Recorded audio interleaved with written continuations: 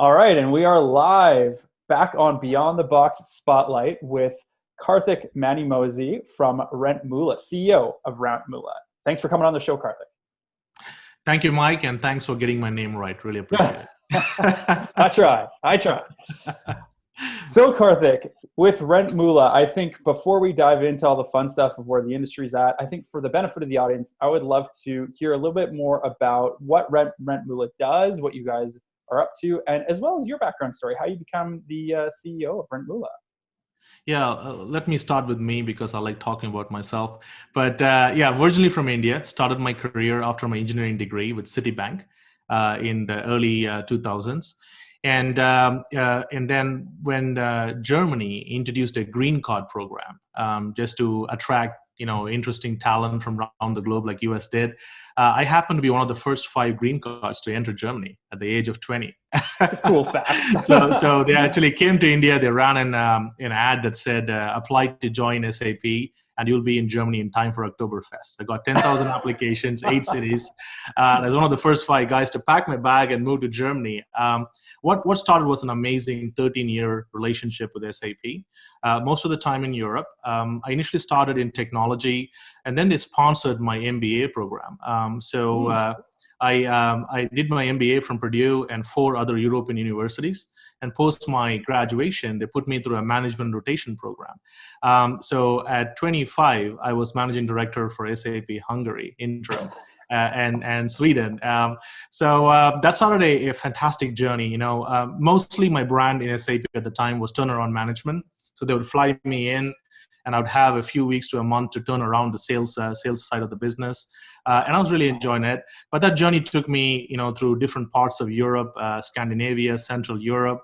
I set up SAP's operations in Greece, Turkey, and Dubai from scratch. I moved to London in 2008, right around the financial crisis. We're in the good times there, yeah. Yeah, so my career has always kind of crossed road with some of the biggest crises that hit the market. Right, I started my career right around the dot-com bust in 2001, and then in 2008, I found myself heading up the mid-market business in UK. I got to tell you, Mike, I think it had a big impact on who I am today because I saw the real pain. 65% of UK economy is mid-market, and you have to see that painful side of 20,000 jobs lost either side of Christmas. And the difference between the companies that made it and the ones that did not is cash flow, their access to liquidity. So I've been really obsessed, and you hear me talk about this all the time, how do you build a recession-resistant organization? It comes down to liquidity. That's all people need, a second chance. Be it a family in middle America or a small business, all they need is that access to liquidity, the benefit and privilege that most of the Fortune companies really enjoy. So that was the story. So I had a successful stint turning around our business at SAP around the financial crisis. So I was rewarded, promoted, packed my bags, moved to New York. And my first job was to manage an acquisition business called Business Objects for the mid-market out of Vancouver. So I ended up flying across continent for 6 months, living in New York, flying to Vancouver. And then after that, I took on a more strategic role within SAP as chief of ecosystem, in charge of really building relationships, partnerships, and driving incremental revenue. So long story short, in a 4-year period, we took a business which was around 160 million, and we grew that to $1.2 billion. Wow. And it was a great learning curve for me in the Americas. So not only was SAP becoming more acquisitive, this is the time when businesses were flipping from on-premise to SaaS. So everything from your go-to-market to your financials to your reporting, and most importantly, the new generation of partners was very different. So I owe a lot of my learnings to my time at SAP. And then I look back 13 years in, 2 companies on my resume, SAP and Citibank. And I was here in Silicon Valley. I had my green card. And I thought, okay, you know what? Time to kind of try out this thing called entrepreneurship. So I ended up taking over as president and chief operating officer for a pre-revenue startup in the HR space. So when I joined, they were very small, really small company. They could not do six week payroll, but I thought it was a good way to break the brand, get into the world of startups. Right. So long story short, we raised some capital, and then we took the business to 1 million in revenue. and a lot of amazing things happened because, not only did we get some great customers, we also got a great story around how do you fix the recruitment in the HR space. And we used a combination of gamification, data to kind of really create some exciting opportunities, a challenge-based recruitment platform that people can use. So that got a lot of attention. We did a reverse merger with a firm in Australia, took the company public, and guess this, 2 months after IPO, the business was valued at $1 billion. Very different times. Number two. So if I'm keeping track, that's a number 2 unicorn right there. Yeah, okay. exactly. Yeah. There you go. And then after that, I looked at it, a 700x looked like a very steep multiple to keep. And I worked all my life on a public company. So I said, okay, you know what, guys, early investors made 23x, shook my hands, moved on. Went back to my roots a little bit to EMC, which was a major federation, over 24 billion in revenue, multiple divisions. And I was working for a division called Enterprise Content Division. So I headed up their global sales. The business was shrinking 3 years in a row. It was an $830 million business. So I stepped in. They already had a great innovation on the platform side with cloud and mobility and so on. All they needed was a punchy go-to-market, which we were able to do. So we grew the business for the first time 9% in 4 years. And at 300 million profitability, EMC was first acquired by Dell, and later the division was spun off and sold to OpenText for 1.1 billion. So number 2. So moved from there and packed my bags, moved to beautiful La Jolla, which is home for me now in California. Of course, good choice. Exactly. I moved from the Bay Area, so I was initially, thinking about, is that a good move? Turns out it's a great move. It's a wonderful place here to live in. Terrible weather, I hear. Yeah, exactly. The same year round. So we started my career as global head of sales for a fintech company called Kyriba. Already a market leader. They were providing CFO solutions for treasurers and CFOs. Market leader, 51 million recurring revenue, and a market cap around 250 million. We had a conversation with the CEO, and when we set some lofty goals, we said, okay, growth is good, but we probably need to crack that rule of 40. We need a much more exciting growth. We need to look at the addressable market, currently 2 billion. We should probably expand the market and mostly, build a business with a $1 billion+ valuation. So shook hands, came on board. And as I always do, I looked at data as a way of kind of really expanding that addressable market. And we did expand the market. We took the focus from packaged software to more of, let's talk about empowerment of the C-suite CFO organization. And then we spoke about liquidity. How do you build recession-resistant organizations? So I was able to, with support from the organization and leadership, successfully expand the addressable market from treasury only to payments, to supply chain, to FX payments, to broker dealership. So we did quite a bit of expansion. And long story short, we tripled the revenue in 3.5 years. We went from 50 million ARR to 165 million 3.5 years. And that set out the foundation for the business to be bought out. Actually, I would say invested by a private equity firm called Bridgepoint. So they put in around 1.2 billion valuation. So we quintupled the valuation. Your favorite number. Yeah, I like the numbers.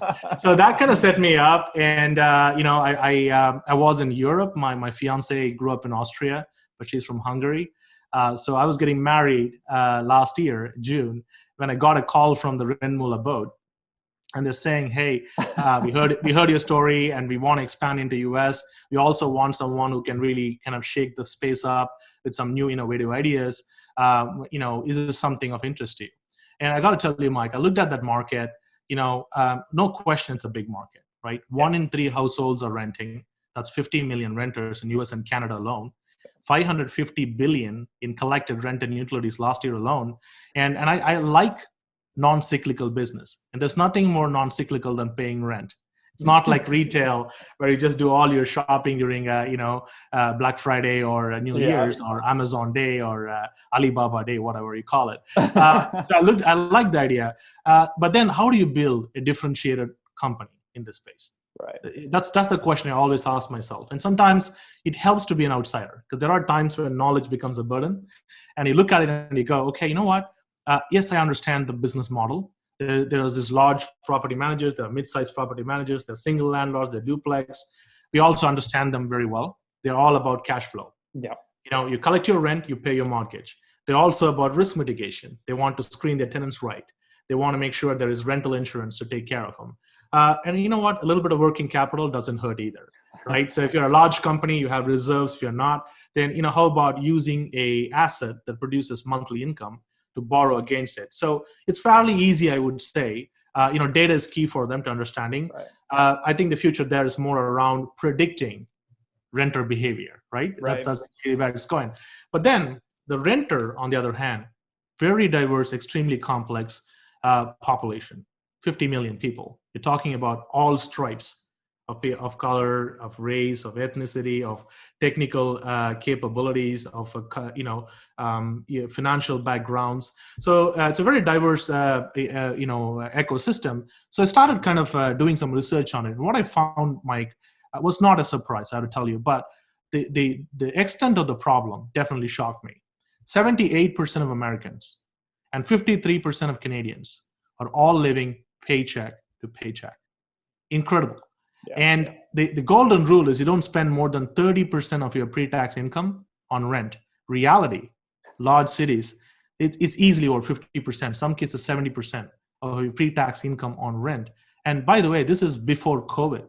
So I looked at it and went, okay, this is not sustainable. So I had a choice. I could go in and try to copy every other company and say, I'm going to build a CRM, an accounting platform, a property services. I'll throw in payments, and then I'm going to acquire 1 to 2 million units, and then that's how I get my valuation. The problem with that approach is that's not differentiated. It's very, it's not disruptive. It's more incremental thinking. Real solutions, real winners are built when you're solving a problem. And even before COVID, it was very evident to me that when 40% of the households in North America cannot absorb an unexpected $400 spend, what is the first thing that gets impacted? You make tough choices. You pay rent, or you take care of the health emergency, or you fix your car so you can go to work, or you buy groceries and feed your kids. This is a problem that isn't going away. You think North America, think India, think China, but 70% of the population want to live in that. Exactly. So I said, okay, the only way to solve this is I need to find a way to elegantly combine financial services with the rent population. Now, it's very popular, by the way, in retail. If you look at some of the biggest names that have come out in the industry, PayPal, PayBright, Shopify, they're all looking at some form of, let's do checkout credit, right? Buy now, pay later, interest-free. It's all happening. So why isn't $500 billion that the ordinary American families pay not supported by a similar financial infrastructure? Baffles me, right? And a lot of that has got to do with thinking. And the thinking is, if my renter borrows money to pay rent, he's a bad renter. Reality, not everybody has the luxury. People work multiple jobs. Your inability or does not mean you don't have the intent. So it's very bad, and I think it's not compassionate to equate people's inability to pay rent with their fiscal responsibility. Right. So so that is the point where I thought, okay, we are going to, if we have to make a difference here, it has to be by elegantly lacing these financial services. Give them options like line of credit, consumer credit, working capital, microloan, but it has to be differentiated enough.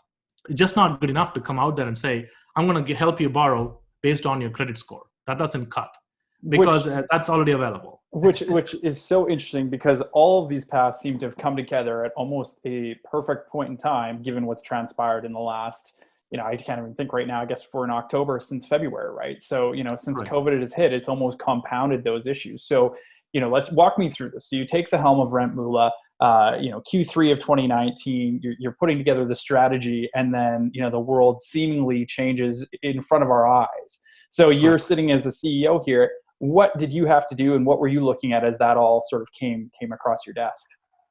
Yeah, so the number one thing is I'm driven by data. Data never lies.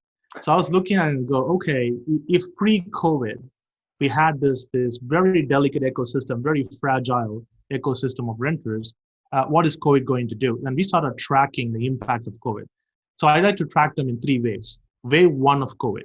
This is early part of 2020. When February came, March came, for the very first time, the size, scope, and gravity of the situation starts to hit the general populace. the landlords were struggling because typically they relied on their front office staff to collect their rent, reconcile the books, and so on and so forth. So now it became absolutely necessary to have a contact-free payment method available to the renter. Yep. Also, you cannot touch a money order, check, or cash because they could be carrying pathogens. And forget the fact that you can't staff your front office because everyone's sheltering in place. So wave one was digitization of payment. Not surprising at all. People thought, okay, that makes sense. Let's go in. Wave two started. The wave two is a combination of both adequate and inadequate government action, depending on which country you're looking at, Canada or US. So what we saw there is like government relief coming in. Okay, you can defer your rent for a certain amount of time. The lenders would defer your mortgage payment for a certain amount of time. Stimulus packages coming in, unemployment benefits coming in. So impacted different populations differently. Now, it's also arguable how much does a $1,200 check do when the average cost of rent and groceries in California is $2,300, right? Yeah, so you point. have to, exactly. So there's a lot of things that were happening. But long story short, people are also worried about disrupted economic activity. Right. One of the first things you do when you lose your job is you check your bank account. And that's what people are doing. They wanted to preserve their liquidity as long as they possibly could. So we saw a big spike in people using credit cards to pay for their rents. So 30 to 40% jump in US renters using credit cards to pay their rent. Now that is a double whammy. Here's why. All you're doing is just postponing the problem. Yeah. 30 to 60 days from now, not only do you still owe the rent, you owe it with interest. Yeah. And that's the problem. So now comes wave three. This is the one that we dreaded about, and it's as bad as we imagined it was going to be. The wave three is what we call the cash cliff. The cash cliff starts when, number one, the government support slows down. So we were anticipating the unemployment checks goes to 1/3 its size. There is a real possibility there is no check at all. That's the reality in the US today. We don't know what's going to happen. That's a real problem. Number two, all the deferred rent are now due. And get this, 21.5 billion is the amount of past due rent that ordinary American families owe today. 21.5 billion. It's a mind-boggling amount. Yeah. And then you look at how have people responded. And this is why I said never, compare capability to intent of people. Never judge somebody by the severity of their financial situation, because 63% of renters have stayed on top of their rent by doing major sacrifices, dipping into their savings, selling off their assets, and even borrowing to pay their rent. You have to do it because you can't shelter in place without a shelter. Fair point. And it's harsh. And it's also hit landlords. Let's not forget that. 10 million landlords are falling behind on their mortgage payment. Well, to your point, right, they're financing their assets with the rent. So, yeah. So it's creating a situation where I think we need to dramatically rethink the institutions, the setup, things like credit scores. And I talk about this all the time. Let's take credit score, for example, right? What is the general way for people to access liquidity if you're a tenant? Your credit score determines everything, all right? Now, I can make an argument, and I would be justified in doing that, by saying that maybe credit score is not a great indicator of someone's credit worthiness. Reason, fairly simple. It does work against you if you're a new immigrant. Yeah. I had some time before I built up my score. Right? Yeah. I never even used a credit card in Europe and still took a time. It works against people who had a couple of bad incidents in their life. And let's face it, I mean, US is the country of second chances. It really is, right? Yeah. And why don't we extend that favor to ordinary families, hardworking families? Why shouldn't two bad incidents or one bad incident in your life completely change the trajectory of your life and push you into a financial spiral? And I care about that, and I think about that, right? So there is an issue there. And last but not the least, the credit score is a one-time score to make one-time decisions, right? It's the snapshot, right? It does not take into account how are you changing your situation. If you happen to have the wrong score, the wrong time of decision making, you are hurt. And for a very long time, you are hurt, right? And the problem with that is 1 in 5 credit score in the US is feared to have a fault in it. So this is driving so much of our life. And now, if you are a renter and you want to borrow money, depending on your credit score, you have a prime or a subprime option. The prime can go up to 39.99% interest. Subprime, 99.99%. Wow. And oftentimes opens door for predatory practices. People can blur the line between your principal and interest and throw you off, right? You can go into a never-ending spiral. So I think it's time that fintechs, institutions take a compassionate look at the situation. And if the argument is the system is working as designed, so my counter is the system isn't working at all. We have record number of people who are underbanked and outside the banking system today than any time in the past. So the system isn't working at all. So we need to figure out what is the alternative. Now we use data differently. Why not use data for good, right? Why can't we use people's data to determine their creditworthiness, their financial history, their social networks, I grew up in India, lower middle class family in India, and we didn't have the concept of let's go and do securitized borrowing. You know how my dad got me through school and my sisters through school and my college? We would borrow from friends and from family, right? Yeah. We had to make sacrifices. Now, without that, I wouldn't be here sitting in front of you, talking to you about the possibility. I think it's time we pay things forward. I think it's time we think through, what the way we have structured the economy, the way we structured thing is you can work very, very hard if you're in certain segments of the society. You can do 3 jobs when you're barely standing. I think it's a time for a wholesale look at all the factors and try to figure out, what is the right solution forward here. And there is no silver bullet. I think we should really resist the temptation to find silver bullets. What we have is a bunch of lead bullets you have to fire in sequence, right? so it comes down to public partnership with fintechs like us. So, for example, what happens if 40% of the US renters are facing threat of eviction? Who do you think the burden falls on? They become homeless. The counties have to worry about it. Cities have to worry about it. It's a tremendous strain on the program. What I think and I anticipate is that there will be increasing partnerships between fintechs and the government. So, payment plans are already, we talk about payment plans. So we will be introducing in Q4 a revolving line of credit. It's offered interest-free for a certain period of time through a partner of ours. So that will provide some more stopgap pieces there. All people want is not a handout. They just want a second chance. Right. They want to get over this so they can live their life. So that's the whole point. And we see maybe the public partnerships with fintechs to see, where is the right data? Can we prevent evictions by maybe the government pitching in because the fund is coming out of them anyway? If they're homeless, they still are responsible for it. There are people like Jeff Bezos in Seattle, Mark Benioff in San Francisco, who have openly spoken about reducing homelessness issues that could be a direct effect of COVID in Seattle and San Francisco. So I think it's a time for mass action. Well, and when you have all the data and you have the artificial intelligence and you have the machine learning that's going on, that's, up until this point been used largely around the gamification and the adoption of technology, it's, well, why not utilize this in a way that it makes fintech more effective and better, more of a public good, right? As it's working alongside. So I can definitely see that narrative. And, companies like yours being right along there at the forefront, moving it forward. And so, sort of as we round out this conversation, I'd be really curious to get, obviously, if you've got a $21.5 billion cash cliff coming at you, what can you be optimistic about, right? That's one thing to be cautious about, but what makes you optimistic about these solutions coming and what the future looks like, both for, society as well as yourself at the head of RentMoola? Yeah, so I'm an eternal optimist, right? And I believe, entrepreneurs have to be, I think. You can keep people down with a lot of pressure, negativity, but a single ray of hope, and they rise again, right? So I know this is a problem. 21.5 billion, something's going to happen here, but it's also time for fintechs like us, for other systems to step up and change the game.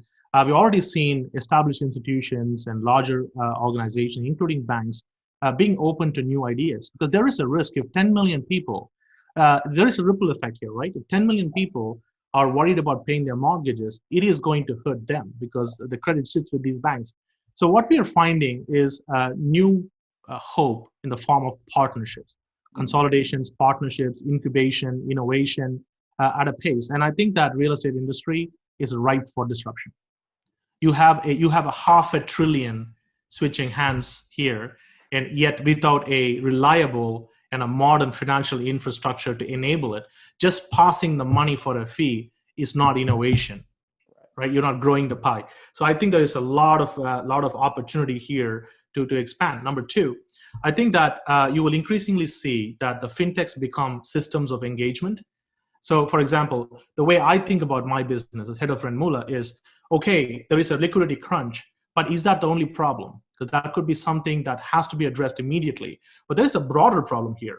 Depending on your technical background, your age group, which generation you belong to, if you live in a large city or a small town, if you live in a Class A building or a Class D building, the amount of information available to you is asymmetric. So how do you, as a fintech, level the playing field? Financial literacy, regardless of people's backgrounds, celebrate diversity, make it easy for them to consume. That's the one thing I've been obsessed about.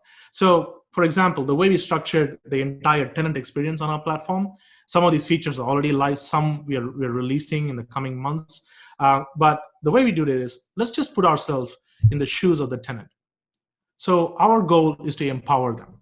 We have to empower them to take control of their finances. The best way to do that is I need a very diverse ecosystem of partners. I'm going to simplify this for them. I'm going to give them the experience, but I'm going to abstract the complexity. So I went around and made a ton of great relationships and partnerships with industry leaders. So I become the retail experience for the renter. So the renter walks in, they can start by searching for the right apartment through one of our partners, apartment listing services. They find the right apartment, they can apply for the apartment on our platform. We just do a tenant screening so they can get in front of the line of the apartment. Once they clear the tenant screening, we ask them, do you really intend to put 3 to 5 months of your rent up front as security deposit? That seems like a lot. For a $3,000 rent, you're probably talking 10 to 15K. How would you like that cash in your bank account? Instead, through one of our partners, we give you a $200 a year bond. Now, the landlords like it. I'll tell you why, because the money on security deposit is the most cumbersome for them to manage. The interest belongs to the tenant, and so they don't want to hold on to the cash. So they say, okay, I like this idea. Then we talk about, and we are structuring something with a leading insurance company. How about a rental guarantee? What if the security deposit runs out, dear landlord? Do you want to purchase a policy that can cover up to 4 months of rent and give you a rental in case something bad happens for you, like a rental guarantee backed by a partner? Right? And then we talk about, okay, exactly, right now. And then we talk about, okay, what about rental insurance? Because everyone is now staying in their apartment. So we care about the landlord. So in many cases, if a tenant, accidentally sets the apartment on fire or floods the apartment, in many cities and counties, the landlord is responsible. There is no rental insurance. So it's a risk they didn't account for. And the chance of this happening is very high right now because people are sheltering in place. Right. More than before. So we tell them, let's track it for you. So we tell the renter, do you already have a rental insurance? So just upload it for us. So we'll track it for you. Or if you don't have it, here's our partner from whom you can purchase in Canada or in the US. So in 2 minutes, they're now set up on rental insurance on the platform. And then we go from there to say, how about 360-degree payments? And this is something interesting, Mike. People who used one method of payment, like a bank transfer or written checks or a money order, are now forced to use 3 different methods of payment in a single year for rent. The reason for that is they're worried about cash in the bank account. So you can't always do bank transfers, if you don't know about your liquidity in the bank. So they want to sometimes use credit cards, they want to use wallets, digital wallets, other liquidity sources. So we're offering them all these options, bank transfers, credit cards, debit cards, specialty cards, digital wallets is coming soon as well, in-cash option. So if you're not comfortable going online, you still prefer taking a QR code, walking into a retail location, we can do that too. So CVS, Walmart, anywhere you can walk, 7-Eleven, for example. And then last but not the least, the way we are structuring this, and it's a feature which will be available in Q4, is a single-click checkout. So the renter can put all the expenses in the apartment into a shopping cart. And at the time of checkout, just like you do in retail, you tell them, in retail, they tell you when you're checking out your shopping cart, hey, do you want buy now, pay later? Do you want interest-free loans? And people consume that. It's a big business. For sure, yeah. You're doing exactly the same thing, but in a different way for the renter to say, hey, here is a line of credit for convenience, offered interest-free for a certain period of time through our partner. So all they have to do is they look at that, they select that credit button, 30-second application, 60-second for a decision, and they can check out in 15 seconds. So it's estimate, but in under 2 minutes, you're able to use the line of credit for a payment. So it's like Amazon in a way, but comes with liquidity. Exactly. So that's what we're trying to do. And then for those of the people who would not qualify for that line of credit, and by the way, it's based on data, not credit score. Right. Okay. Interesting. Yeah. Yeah. So it's data-based, not credit scores. That's important to note as well. It's a revolving line of credit. So the focus here is not to just allow lending options for the client. Right. It's about flexibility. So we are not in the business of lending. We're not in the business of insurance. We are just a platform through which people get access, and we connect them. We provide the technical integration for them to access these services through APIs. And last but not the least, once you're done with your payments, now think about improving your credit score as a renter.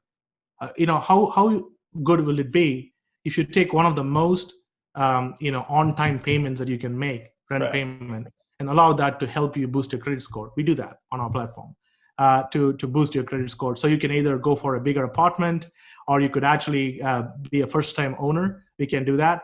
And we are also exploring possibilities where you can access mortgage options if you are going from being a tenant to others. So it's as simple as we have the platform and we can integrate people in. And last but not the least, we have a comprehensive communication platform through our partner, UR Concierge Service. It's already available on the platform. So what it allows the landlords to do is create a community. That's important. And I keep reiterating the fact that community today is a must-have amenity. Absolutely. For the landlords and the tenants alike. So typically in the past, landlords had to put some effort into it, but they could also get away from it. I apologize. Sorry about that. So the reason for that is, you had record occupancy, you had high rents coming in. All you had to do is if a renter defaulted, show them the revolving door, and you could refill the apartment in no time. For the very first time in large cities, vacancies are pushing 10%.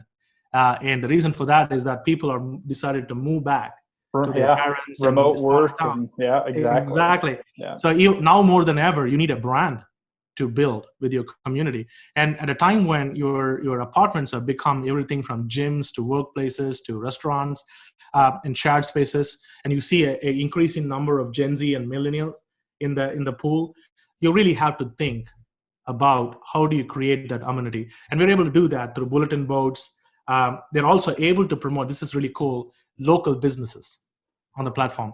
So like restaurants and shopping, mom and pop shops. So you create that real inclusiveness. Which when you're, a landlord or even a tenant, you're looking for these options. And so if you're on the landlord side, do I create it myself or do I partner or find a solution like RentMoola to come in? And I think that's what we love about it, is that it's got that holistic experience from end to end. And really, it only makes sense. And so obviously, COVID accelerated things that, were outside of anybody's control. But for you guys and what you're doing, I think it only benefits the great work that you're doing, not just in the fintech space, but also for society. So for those people that do want to learn more about RentMoola, Karthik, how do they get in touch with you? What's the best way to get in touch with the RentMoola team?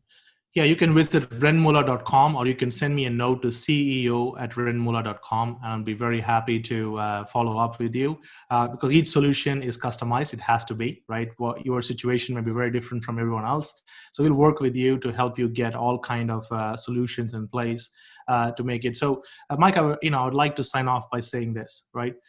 I know we are looking at one of the worst crises that humanity has faced. It is a combination of financial crisis with a global health pandemic. No one is immune, right? And as someone famously said, we may all be in the same water. We may all be facing the same storm, but we're all not on the same boat. Right. So it affects different people differently. What I would say is, with my experience being part of $3 billion exits in the last 8 years, key is solve a problem that matters. Solve a problem. Competition, it doesn't matter. I think this is a time where you're trying to change behavior at scale. Right. You know what? If 10 of my competitors is trying to do exactly what I'm doing, it adds validity Right. And it takes a village, it takes a community really to get out of this. And I would say embrace competition. You may be doing the heavy lifting, particularly when you're changing trends. You may benefit by working with competitors. Of course, protect your interests, but I'm telling you, to make great things happen, partnering is a great way. See where you can, access, great solutions and great products and great value. And as a community, we can unlock it much faster, and we can bring the value to the consumers, be it landlords or tenants, anyone. The goal here is let's work towards a goal. Love it. Love it. And I think with that, that's a wrap. Thanks so much for coming on the show, and really appreciated every minute of it. I know I learned a ton. So thanks again for coming on, Karthik. Thank you, Mike, for having me. Real pleasure.